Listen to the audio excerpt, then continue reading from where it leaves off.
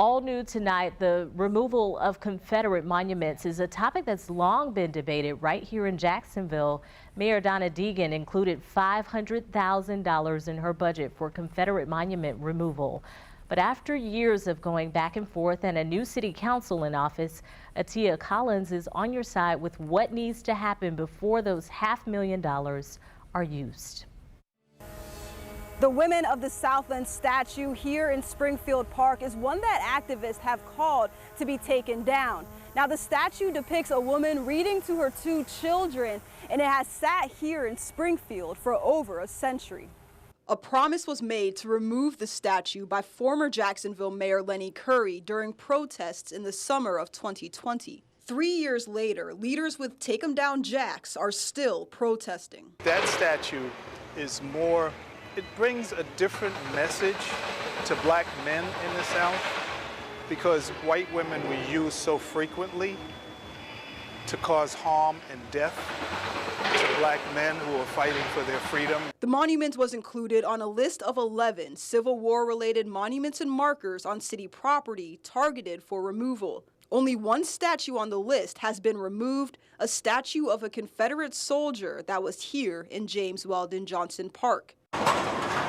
While organizers with Take 'em Down Jacks are applauding the removal, leaders with Save Southern Heritage believe the city is going too far. Those monuments belong to the people, and unless you ask the people themselves in a referendum whether they want them to stand or not, then that's up to them, and everybody else, including transitory elected officials, should keep their hands off of it.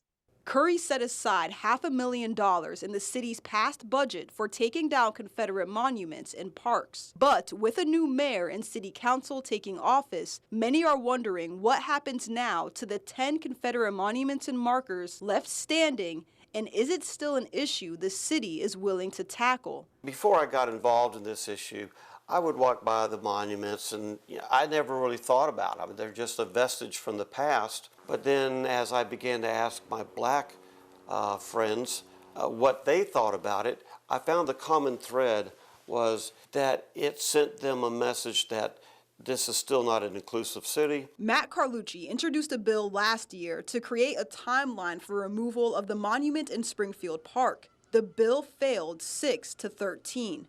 After taking office, Mayor Donna Deegan pledged to work with City Council to bring the monuments down. I think it's really, really important that we value everybody's humanity in this city. Not that we discount history. We can take that monument, any monument, and put it into another place and contextualize it, but it shouldn't be sitting in the middle of a neighborhood where people have to be reminded all the time that their humanity was not respected.